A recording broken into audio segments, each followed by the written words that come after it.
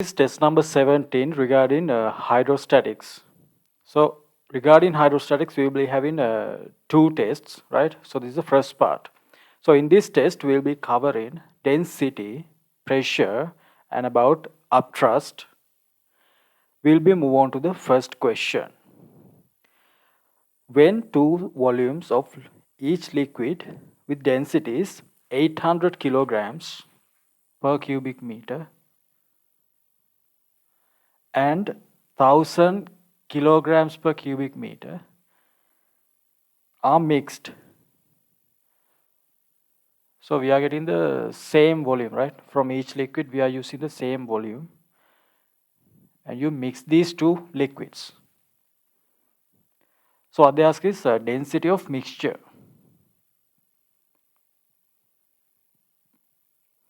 So how do you find that? Density of the mixture, total mass of the mixture divided by total volume of the mixture, right? So the mass is consisted of each of these, right? So you can see when you multiply these two, you get the mass of liquid with 800 kilograms per cubic meter. So let's say that is M1. So 800 times V. If you have, so this is the equation, right? D equals mass divided by volume. So mass is density times volume. Or else you can think about these in terms of units, right? So when you multiply these two, you can see that cubic per cubic meter cancels off. And you get the unit in kilograms. So this must be mass, right? So if you have in difficulties applying this at once to find the mass, just think those in terms of units. So if we get the proper units, then that is correct, right? So some students struggles that whether to multiply or divide. So be careful about the units, then you will get the answer there. So from this liquid, we have this amount of a mass, that is 800 V. Other liquid, we have 1000 V, right? So the sum of these two should be the total mass. So it should be 800 V plus 1000 V divided by total volume. One liquid has V, another liquid also has V. Then you can see that V cancels off, then 1800 divided by 2. So it should be 900 kilograms per cubic meter, right? So I wrote these values in terms of volume, both, because I know that V gets cancels off, right? So this is what you do when liquids with the same volume are mixed, right? Second question, when same volumes of two liquids are mixed, relative density of the mixture is 2.5, right? So the relative densities of initial liquids, previous liquids are not given. So I'll take those densities as D1 and D2, right? So at the first case, same volumes are mixed. So let's say from this one V and this one also we take V amount of a volume. And the for the mixture, it has a 2.5 relative density. So all you have to do is just get the total mass divided by total volume. Then that should be equal to 2.5. Right? Let's take the total mass. So here you get D1 times V. It should be the first liquid plus D2 times V. So this is the total mass of the liquid, I mean mixture, divided by total volume, V plus V. So this is equal to 2.5, right? Here, easy method is you can think relative velocity in terms of grams per cubic centimeter, right? So you know the numerical value of relative density and grams per cubic centimeter, numerical values are the same, right? So you can just imagine that all the terms are given in grams and cubic centimeters. Later, you can convert that into kilograms per cubic meters if you want. So all you have to do is just multiply by 1000, right?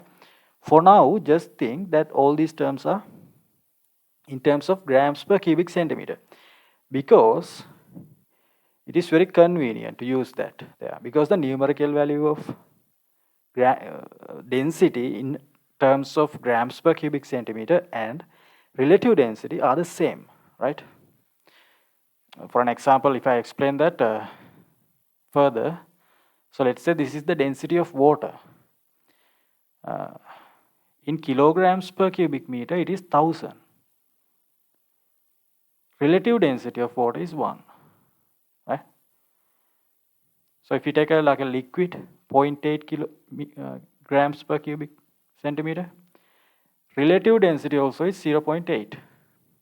To convert that into kilograms per cubic meters, all you have to do is just multiply by 1000, right? So you need to remember this, right? It will be very convenient when it comes to solving MCQs, right? These conversions. You cannot keep converting each of these kilograms, meters like that. Without consuming too much time, you should be able to do this conversion into relative density, grams per cubic centimeter or kilograms per cubic meters. So for the convenience, I'm using this one, grams per cubic centimeter, right? Okay, I think you understood that. So I'll just simplify this further, then you can take V out, then you get D1 plus D2 divided by 2V. 2.5, VV cancels off, then D1 by plus D2. 2 goes to the other side, this is equal to 5. So you get a one equation. Then in the other part, they say from those two liquids, you mix same mass, right? Same mass. And then you get a mixture with density 2.4, right? So what is the total mass? So I'm writing these terms in terms of simple M now. So the total mass is for one liquid M, another liquid M, right? Then the total volume. So how do you find the volume of this liquid? So you can see mass divided by D1, right? Mass divided by D1. How do you figure that out? Mass is kilogram, density is kilograms per cubic meter. Kilograms cancels off, cubic meters goes up. So you can make sure if the units matches, then you just have to divide it. If you have trouble with remembering these, right, you can think about units. Okay, so here we need a volume of this liquid, that is M divided by D1. So for the other liquid, it should be M divided by D2. Okay, so they say this is equal to 2.4. So everything is still grams per cubic centimeter, right? So you don't have to worry about whether to multiply by 1000 or those stuff, right? So you can see if you multiply by 1000, this gets complicated, right? Each term, if you multiply by 1000, we don't need unnecessary complications, okay? Right. So this is 2m. At the denominator, we take m out, we get 1 over d plus 1 over d2 equals 2.4. M cancels off. Then if you want, you can divide both sides by 2. You get 1.2, right? 1.2. Okay. Right. Then I'll further simplify this. 1 over d1 plus 1 over d2 equals 1.2. So we got something like that. Then you can, if you want, you can simplify this at once. This method is better, right? Just multiply by d1, d2. Numerator also d1, d2, right? So we are basically multiplying this whole thing by 1, right? This divided by, usually you are doing this in your head, right? You don't have to write this. This is the easier way to get the answer quickly, simplification quickly. Just multiply by these denominators, both numerator and denominator. Common denominator, right? Okay, if you multiply that, you get d1, d2. Then just multiply d1, d2. Here you get d2. When you multiply this one, you get d1 equals 1.2, right? So we have d1, d2 divided by d1 plus d2. So we know value for d1 plus d2.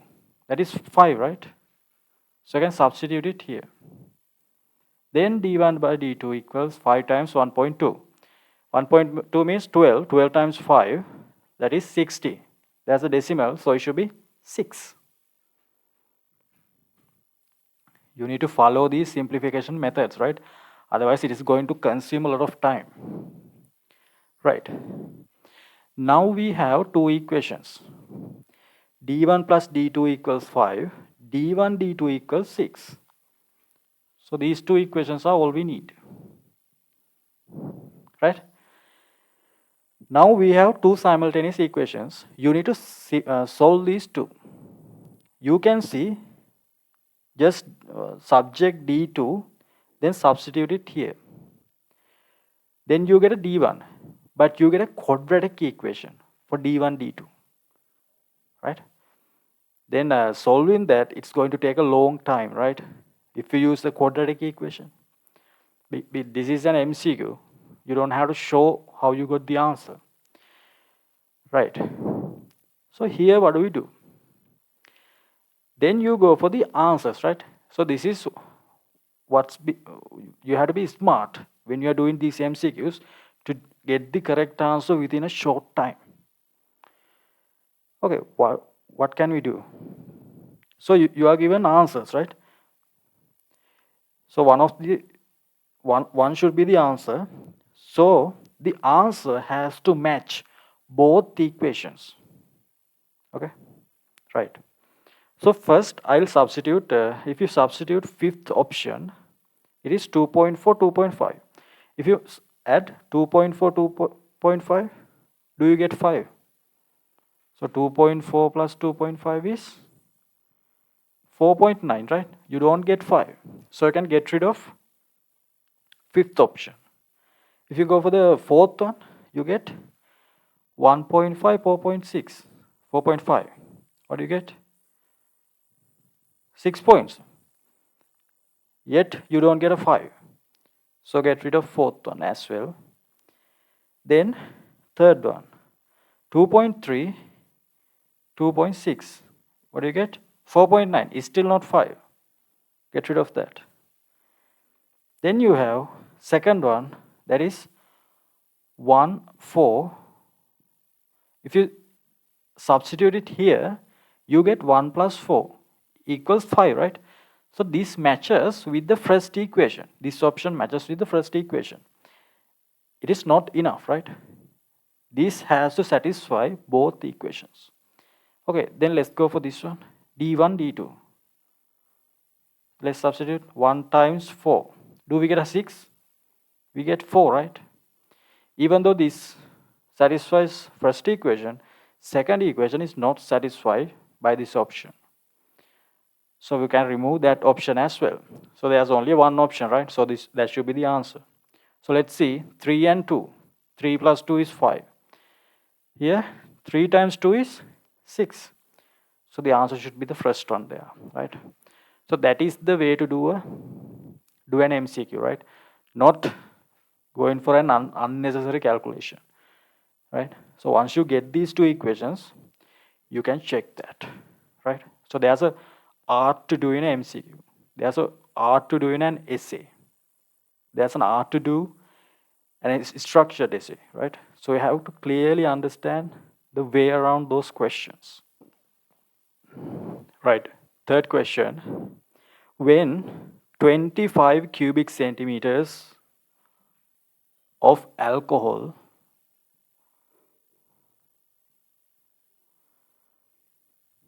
volume mixtured, is mixed with 12 cubic centimeter water. 12 cubic centimeter water. Mixture is, you get a mixture 36 cubic centimeters, right? So there's a slight problem here. There's a small issue here. If you add 25 and 12, it should be 36, 37, right? But the mixture, they say, is 36. What's going on here?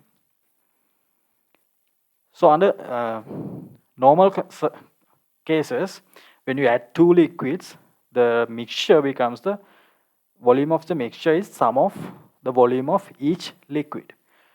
But due to some chemical reactions, when you mix, the volume could contract. So it is a similar case here, right? It is not 37, it is 36. You can see as a result of mixing, the volume has contracted, right? Doesn't matter. Still, all you have to do is just divide by the total mass by the total volume to get the density of the mixture. That's all you have to do, right? Okay. So they have given a relative density of alcohol as 0.8, and water, you should know the relative density, it is 1 grams per cubic centimeter. Okay. So here what they ask is relative density of the mixture. Okay, let's find that of mixture. So the total mass. So mass of each liquid.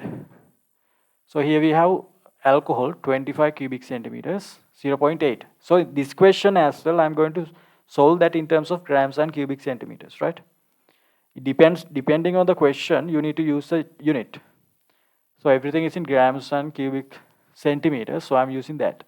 So if you multiply these two, you can see 0.8 times 25. What do you get? Per cubic and cubic cancels off, you get in terms of gram. So you get the mass of alcohol. Here water. So it is 1 times 12. So you can think about units, right? Cubic centimeter cancels off, you get grams. So this should be the total mass of the mixture. Then divide that by volume. Here the volume is not 37, right? Volume is 36. It is contracted now. You need to use the volume given there. So you have to divide that by 36.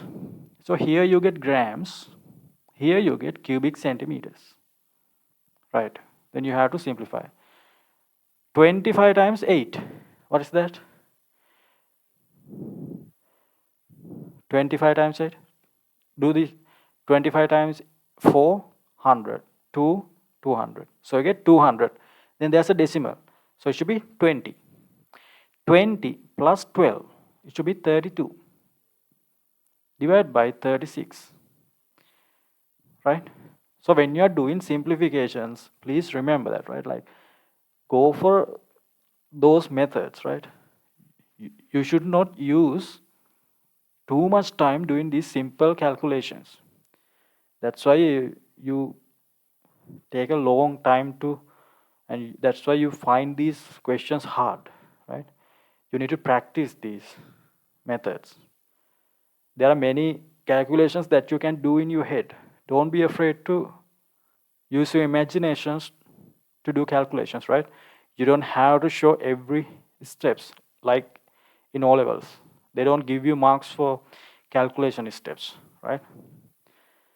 Get used to those, okay? Otherwise, the time separated is not going to be enough. You need to write, you need to answer. There are 50 questions, 50 MCQs. You need to get that within 2 hours, right? Otherwise, you won't be able to manage that time, right? Here 32 grams, 36. So do we have an answer there? Now you have to further simplify that. So you can divide by 4, 8, 9.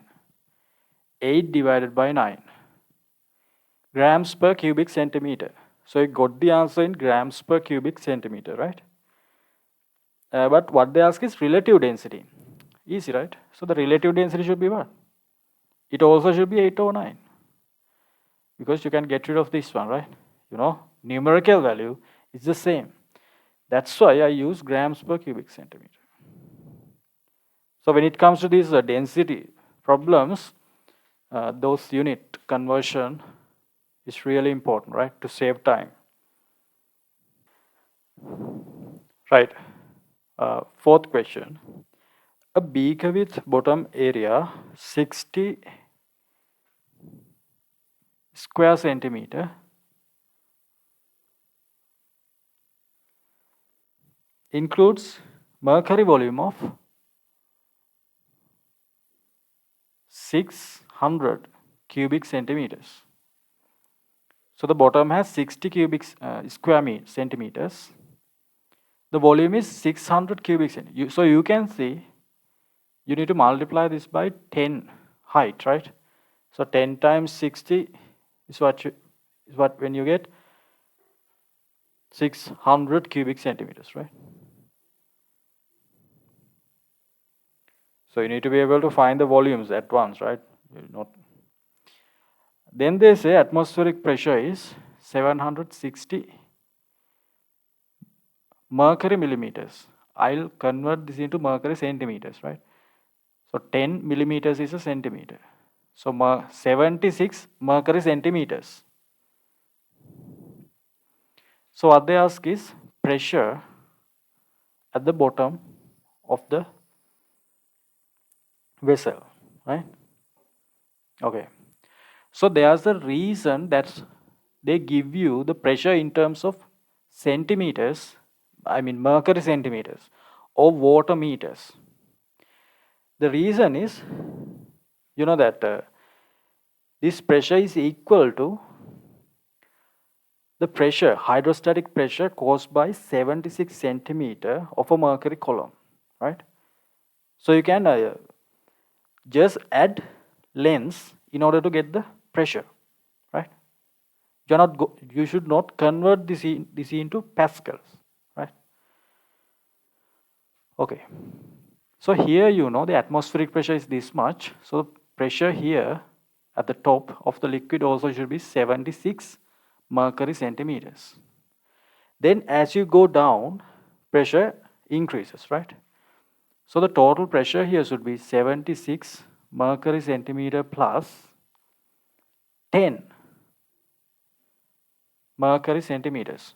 So regardless of the shape of the liquid, all you have to consider is the vertical height of the liquid. So if the height is 10 and if it is mercury, regardless of the shape, it creates 10 mercury centimeter pressure at the bottom. But here as hydrostatic pressure, atmospheric pressure is given, you need to add that as well, right? Then you get 86 mercury centimeters, right? So this is the total pressure at the bottom, right?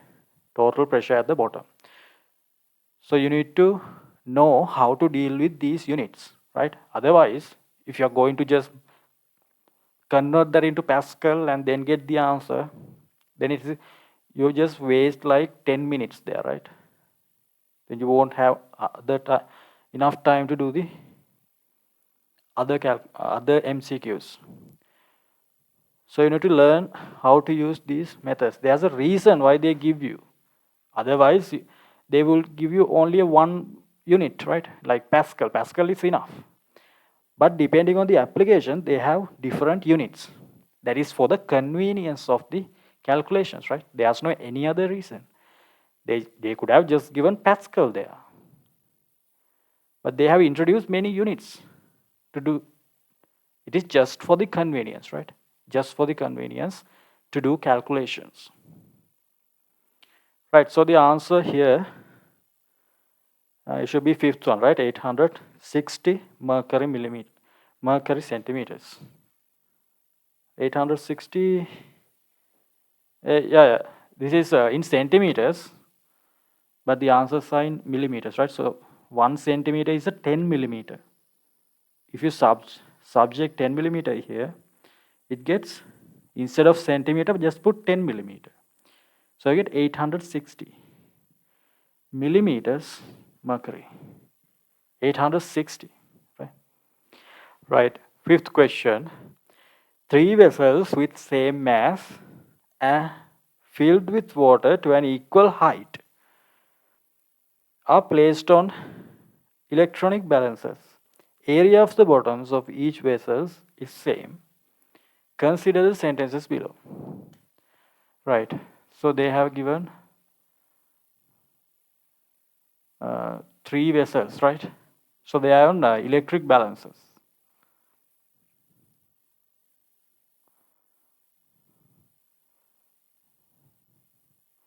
These are easy questions, right? So the the area of the bottom is the same, right? So take the bottom to be same.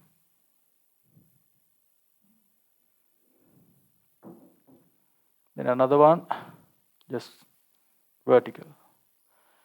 And the liquid levels to the same liquid level. Got it? So all has the same cross section at the bottom. Let's say capital A. Same cross section at the bottom.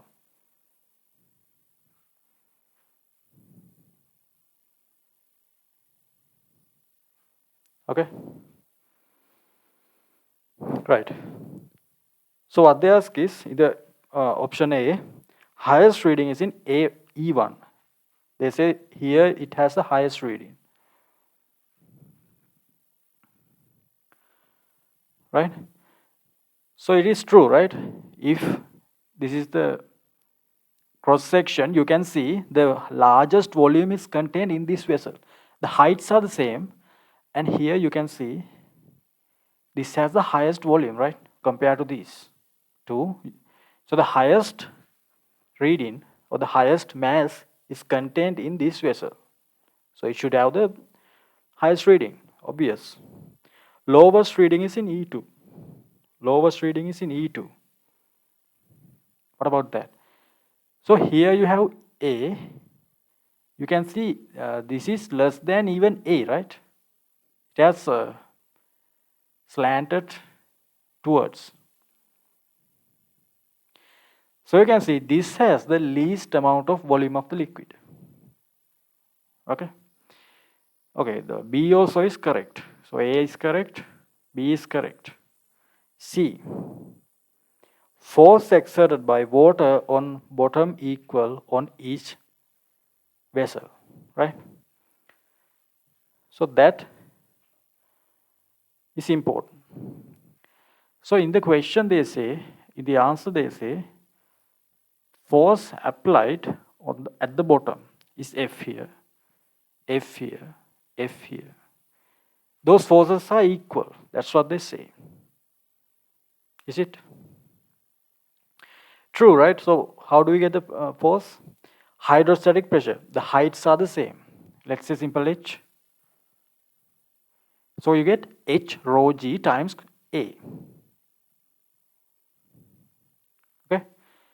So this is the force. So if you consider these three, those as well, you have H, rho, G and both A. Because the vertical height and the area of the bottom, they are the same, right? For all three. So for all three, force also should be equal. Then C also is true, right? C also is true. Okay. You can get the answers like this, but you might have, if you think further, you might have a problem like this. Is the forces on these bottoms are the same? Why do we have different readings for each scale? What's the reason for that? Forces on the bottom by the liquid are the same, right? But we have different readings. You see, this has the highest reading, this has the least reading. So what's the reason for that? How do you explain that? Using force. So according to force, reading should be the same, right? Otherwise, but it is not true. Here, what's going on is like this, right? So you can see, think about the forces applied. You know that hydrostatic force is always perpendicular to the surface. So force at the bottom, that is F. That is true for all, right? If you think about here, there's a force acting like this. Let's say F dash. To this side as well, there's F dash. If you consider horizontal components, those components cancels off. You can see there's a vertical component downwards. But this vertical component downwards doesn't get cancelled. There's no. So you can see at the sides of this vessel, there are two additional forces weighing downwards, right? So because of that, the reading is higher because this has to balance all these forces. Okay. So why do we get a reading less reading here?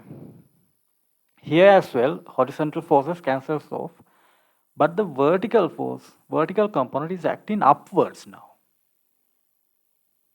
right? So on both sides, the F dash forces are acting upwards. Then if you get the sum of all these forces, what do you get? F minus F dash. That's why the reading is less. Here we don't have any vertical forces. So you get the actual reading. This F and the weight of the liquid, they are the same, right? So when you get a MCQ, you need to analyze those stuff, right? You need to question that. So you need to go for that step. You don't have to go for that step in the exam, but when you're doing those on your own, these MCQs at home, you need to question why that happens. So the exam you get in the you get new questions, right? Some of the questions are all questions, but you get mostly the questions are new questions. But those new questions are based on those steps. Only the students who thought about a step further can answer those questions, right? Okay. Right. Sixth question. When the air inside the hair apparatus is sucked through the valve, liquid at left side rises 9.2, water at right side rises 10.5. So what they ask is relative density of this liquid here. Okay. Right. So you know that this is regarding the hair apparatus. I know that students know that this times density equals this times the density of the liquid. So you can easily find the density of the liquid, right? But why do we go for that? You have to clearly understand why can we do that. Those hydrostatic pressure, we take those to be equal, right? These doesn't have to be even in the same line, but we take in a hair apparatus always hydrostatic pressure caused by liquid risen is always same regardless of the level the liquids are in, right? So why do we do that? So you have to clearly understand that. So let's say atmospheric pressure is P naught. So here also P naught, right? It is the pressure outside. Then if you think about pressure here, let's say P, you can see both sides has the same pressure because this is air here, right? So you suck the air out, then two liquids, depending on their densities, rise. Right. So let's say once you do that, the pressure inside here is P. So pressure here P, here also P. Pressure here P naught, pressure here P naught. Right? So what can you see? The pressure difference here is what? P naught minus P. Here also P naught minus P. So both liquid columns are subject to the same pressure difference. So what does it mean? So the hydrostatic pressure here, H1 rho 1 equals H2 rho 2. G cancels off, right? So that pressure difference is caused due to this. Right. So what they ask is pressure here, right? This is P. Sorry, density here. Let's say density is rho. So H1, that is 9.2. So rho 1, that is, let's say rho, equals H2, that is 10.5. Here you have water, right? So the density of water, you know that. That is, in terms of grams per cubic centimeter, is 1, right? Then rho is what? You get 10.5 divided by 9.2. You get the value in terms of grams per cubic centimeter. Okay? Grams per cubic centimeter. But they ask relative density. So the relative density also has the same, this value, right? Right, seventh question. Areas of two pistons of a liquid jack are 0.05 square centimeters. So liquid jack, right?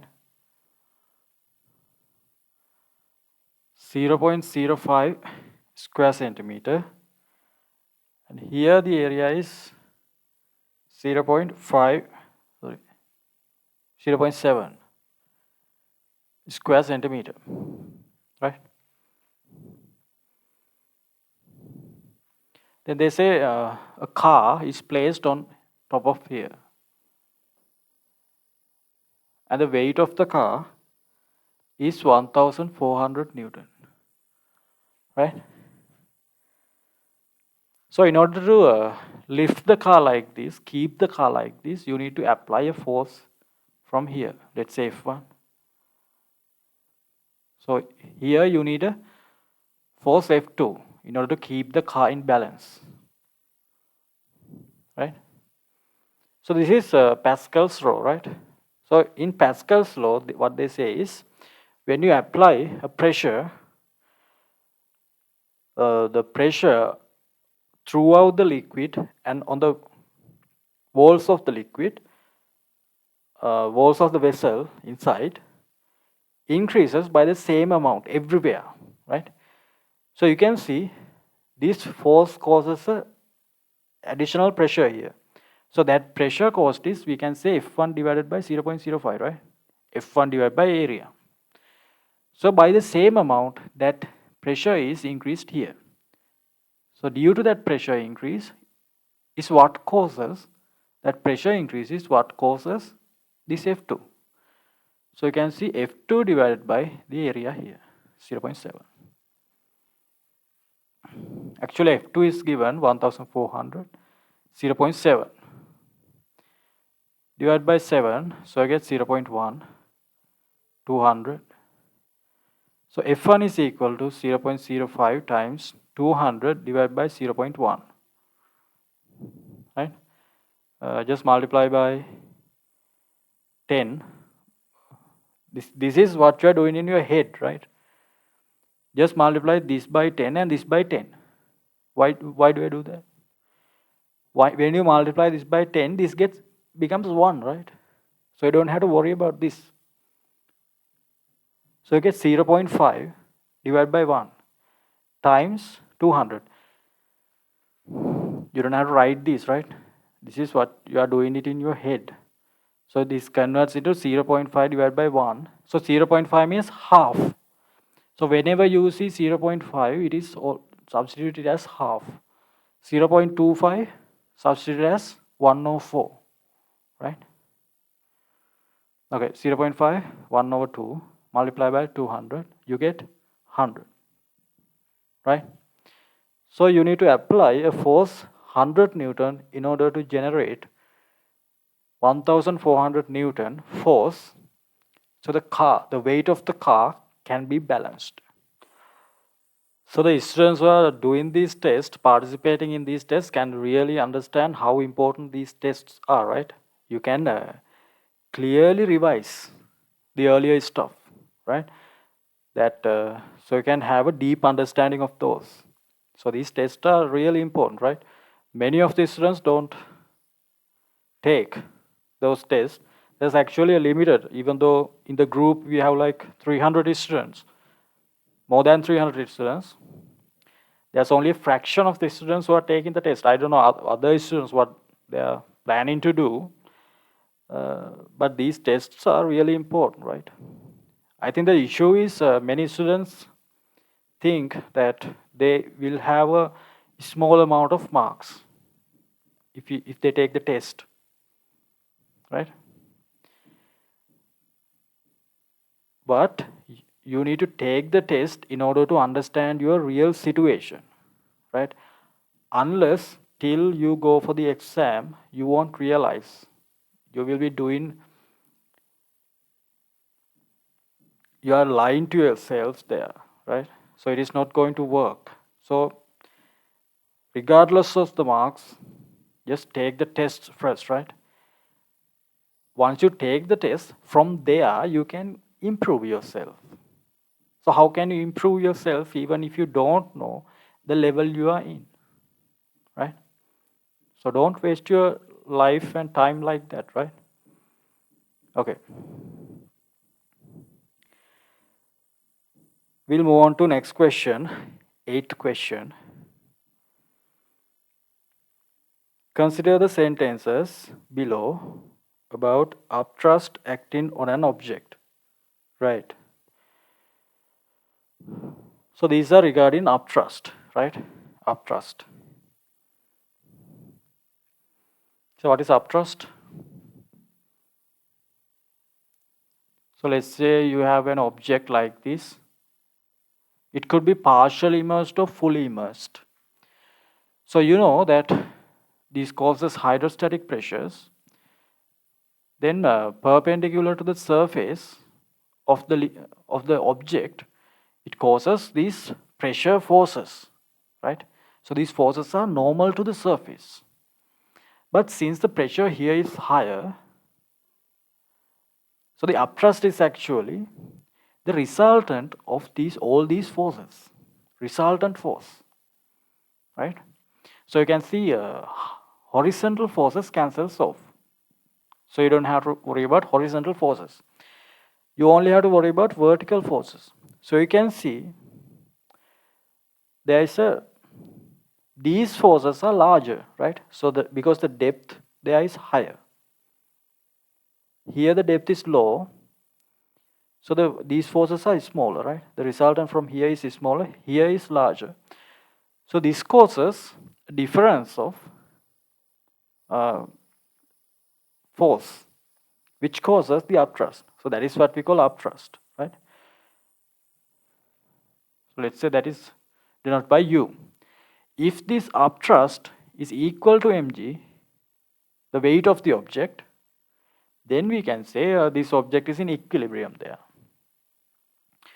But from question to question, it could change. Sometimes upthrust could be larger or smaller. If the upthrust is larger than the weight, object accelerates upwards. If it is smaller, object decelerates downwards, right? So you have to clearly understand those concepts, right? Let's consider the A, resultant of normal reaction forces acting on object by the liquid. Yeah, these are normal reaction forces, right? So when you take the resultant of all these, you get the upthrust. So A is correct. Let's think about B. The point upthrust acting is called point of buoyancy. Yeah. So point of buoyancy. What is that? Buoyancy, right? So you should be able to write buoyancy. Point of buoyancy. Right. So the point of buoyancy. So you remember that center of gravity. So that is where the weight of the object is acts on, right? So usually it is at the, if it is a uniform object, it is at the center, right? Somewhere here. Center of buoyancy is, we can consider center of buoyancy as center of displaced liquid volume. So here the displaced volume is this much, right? So center of displaced volume here, so it should be somewhere here, right? Center of buoyancy, let's say B. You need to consider the center of gravity of displaced liquid. If I further explain, let's say you have an object like this. This is partially immersed. So center of gravity is somewhere here. It is at the center of the object. But center of buoyancy is at the center of displaced liquid volume. Somewhere here. Understood? Okay. So B is correct. C. In the C they say upthrust is equal to weight. Always equal to weight. It is not true, right? Upthrust could be larger or smaller than the weight. U, weight is downwards, mg. It could be larger or it could be smaller than the weight. So the true ones are A and B. So it should be the third answer. Right, ninth question. A sphere with relative density 0.8 is released from bottom of a water vessel. So you have this water vessel. Then you have this object. The relative density is 0.8. I think it's better to write this in terms of kilograms per cubic meter. So just multiply by 1000. So the density of this one is 800 kilograms per cubic meters. 0.8 times 1000, 800, right? Right. So it is, let's say, just released. So they're asking you to find the acceleration. So to find the acceleration, you need to get the forces, U, and there's mg. So it seems that the upthrust is larger, right? So there's unbalanced force upwards. So it accelerates upwards. So what they ask is this simple A. So just apply F equals ma. So U minus mg equals ma, right? So this is water, right? So for water it is 1000. So you know that upthrust is equal to V rho g. So let's calculate the value of U. So the volume here is what?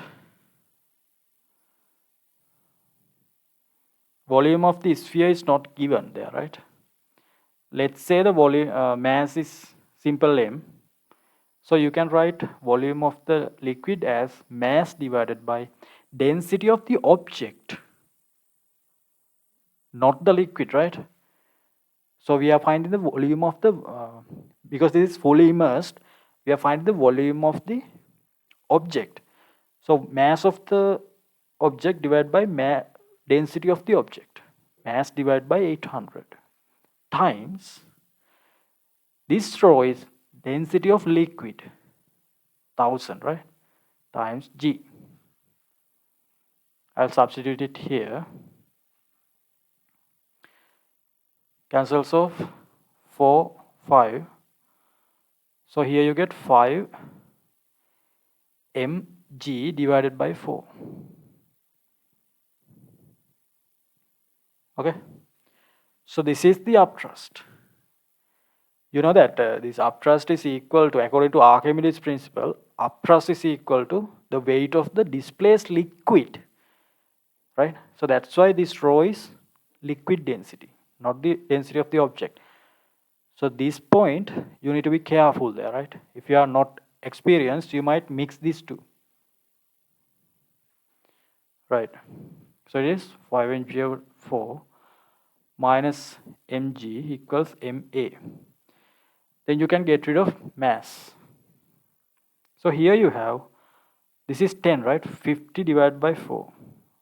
let's say take the common denominator 5g minus 4g divided by 4. G divided by 4. G means 10. 10 divided by 4. 2.5 meters per square second. Right? So this is the acceleration. This starts moving upwards. 10th question. A water vessel weighing 1.4 kilogram is placed on a pressure balance. Pressure balance. So let's say it has 1.4 kilogram of water and the vessel it is 1.4 kilograms. So it shows that reading, right? This is the pressure balance. Shows 1.4 kilogram. When a metal cube with mass 4 kilogram is hanged by a spring balance, is fully immersed in it. Okay, so we have a spring balance. Since they say the mass of the metal cube is 4 kilogram.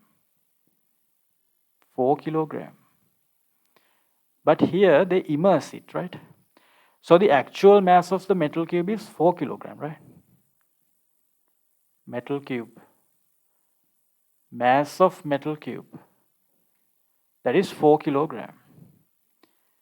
But you immerse that, okay?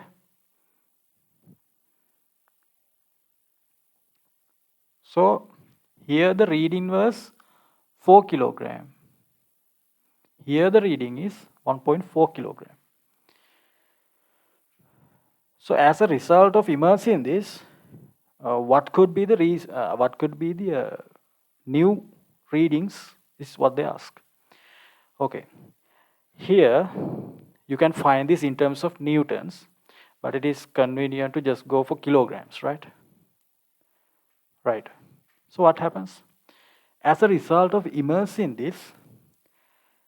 this causes, the liquid causes an upthrust on the immersed object.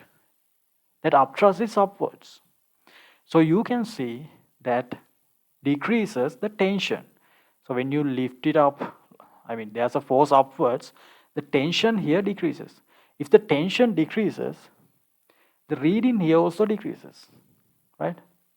So it should be less than 4 kilograms once you immerse this here, okay? It is because of the force caused by the liquid on the object, immersed object. Then the another phenomena is, according to Newton's third law, if there's an upthrust, there must be a downward thrust, down thrust. It is on the other object. Other object is liquid, right? On the liquid by the object. Because of this downward thrust, what happens to this reading? This reading has to increase. So this is pushing down. So this reading has to increase. So now you have to figure out the amount that's to be increased. So that amount is by U, right? So just find U equals V rho G. So what's the volume or the mass? The mass of the object is given as 4 kilogram, right? Yeah, mass is 4 kilogram. And the density is 8,000. So you can find the volume of the object immersed times rho, the density of water, 1,000, times G, 10. 1,000 cancels off 1, 2. So what do you get? 10 divided by 2, that is 5 Newton. So the upthrust is 5 Newton. So these readings has to increase by, this decrease by 5 Newton, this increase by 5 Newton. So 5 Newton, you can write that in terms of kilograms, right? So to convert that into a kilogram, you need to divide that. So you get 0.5 kilogram divided by 10. So this reading is increased by 0.5. This reading decreased by 0.5. Right? So if 0.5 is decreased, the new reading as a result of immersing the object is 3.5 kilogram here. Here 1.9 kilogram. Got it? So the answer should be third one, right? So to explain these, it takes time, right? But once you understand these, when you get the answers, you quickly have to just find the upthrust. Then for this one, you just add it. For this one, you just subtract it, right? These questions are somewhat complicated questions, but you need to clearly understand the theories. Actually, the concepts behind it, that's what you have to understand, right? You are not going to get the same question. They are going to check whether you understand these concepts clearly according to physics, right? So you have to understand these concepts 100%. Right. 11th question. A balloon filled with hydrogen weighing 30 kilogram is held by a string. If the volume of the balloon is 100 cubic meters, tension of the string is this tension. So you know that by the balloon by air on the balloon there's a upthrust causing. So this is an example for an upthrust caused by air, right? Because air also is a fluid, right? It doesn't have to be a liquid always. Air also causes upthrust, but compared to upthrust caused by a liquid, in most cases we neglect the upthrust caused by air. But if there's only air, then you have to consider the upthrust caused by the air. The reason is density, right? Because density of a liquid is like 1,000 times compared to a density of air, right? It is like 1.2. Right. So the upthrust caused by air, then the balloon has a weight. Let's say that is W.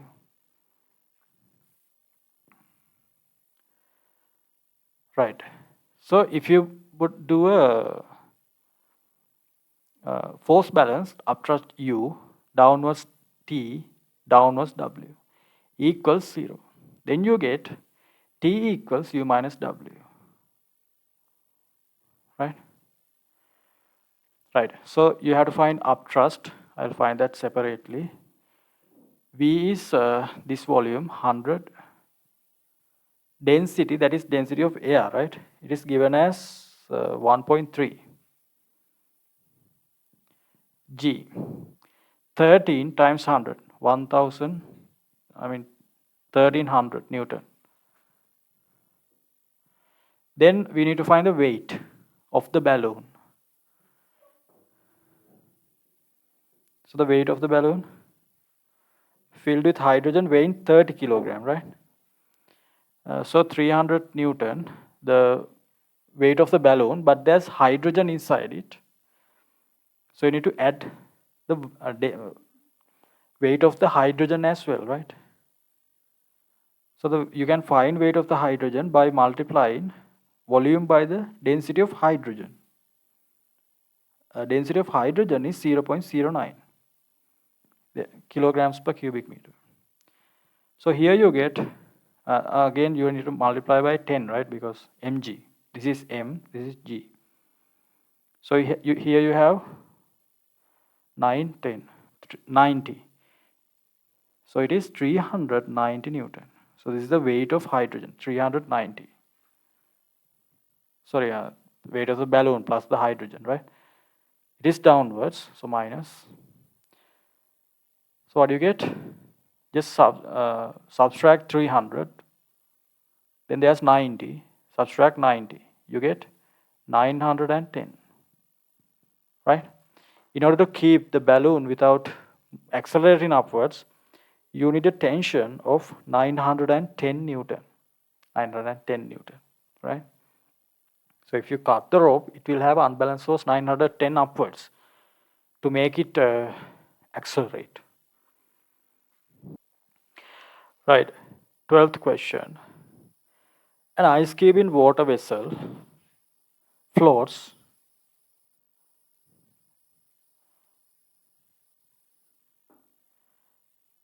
9/10 of its volume is immersed. So let's say the volume of the ice cube is V. So 9V over 10 is immersed. V over 10 is above the water level. If it is on a planet with gravitational acceleration, 2/3 of gravitational acceleration on Earth, fraction of volume immersed is. So they say if this is on Earth, this is the fractions immersed volumes, right? Immersed volumes. But if you take it to another planet, so somewhere here, somewhere other than Earth, you get 2/3 of the gravitational acceleration. I'll just apply equations, right? For the first case. So you know this is a floating object, so the upthrust and the weight is equal. So upthrust is V rho g is equal to weight mg. What do you see? G cancels off, right? So this V is what? V is what we call immersed volume. So you can see immersed volume does not depend on gravitational acceleration.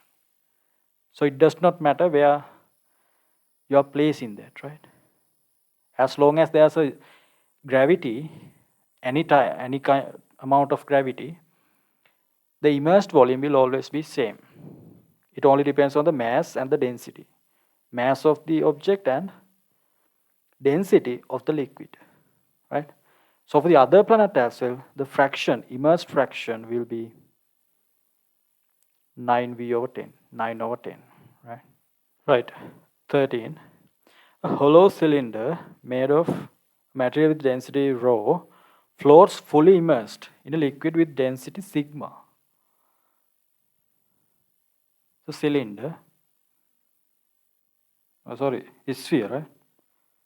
Hollow is sphere. So there's a hole inside it. It is made of a material with density rho, fully immersed in a liquid with density sigma. They say inner radius simple A, outer radius 2A.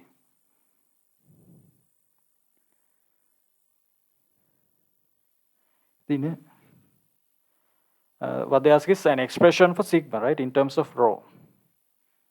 Okay, so for this as well, U and the weight of this equal. So upthrust you can say V rho g equals weight, you can say mg.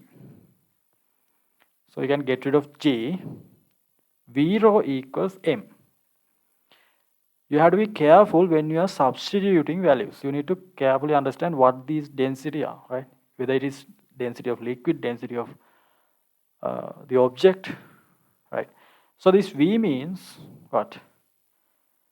Displaced liquid, right? Displaced liquid means, displaced fluid means this whole volume is displaced. So this much volume, 3, 4, 4/3, 5, 2A, right? 2A cube. That's this much volume. Times rho. This is liquid, right? Liquid density, not rho, it is sigma. Equals mass of the object. So the mass, the whole does not have a mass, right? So you need to subtract the mass of the object by the whole. So this material is only at the crust. So you need to find the volume of the crust first. So 3/4 pi 2A cube minus 3/4 5 A cube. This is the volume of the crust. This minus this. Multiply that volume by density of the material, of the crust. Okay? Right. Then I'm getting rid of these terms, right? So you can divide them and get rid of them. You can get rid of A as well, simply. Here you have 2 to the power 3, that is 8 sigma equals here 2 to the power 3, that is 8, here 1, right? 8 minus 1, so that is 7. This is 8 minus 1, 7 rho. So for sigma, you can get 7 rho divided by 8. Okay, 7 rho divided by 8. So that's the first answer. Right. 14th question. An object weighing 160 Newton has an apparent weight of 120 Newton. When it is fully immersed, relative density of the object is. So if object has 160 Newton, here the reading is 160 Newton.